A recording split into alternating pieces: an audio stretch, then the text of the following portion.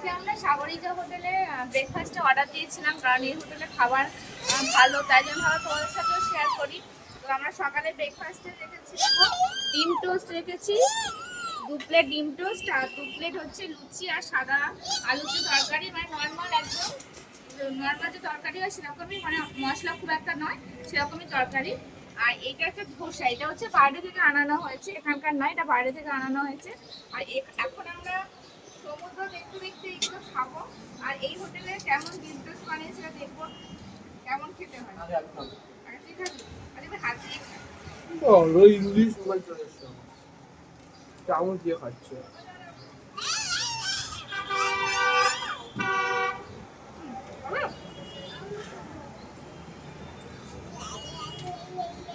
কালকে বাইরে থেকে যেটা নিয়ে এসেছিল ওর থেকে এটা ভালো।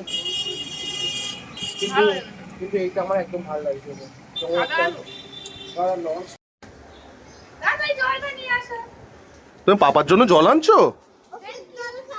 ওষুধ জল এনেছো পাপা? থ্যাংক ইউ বাবা।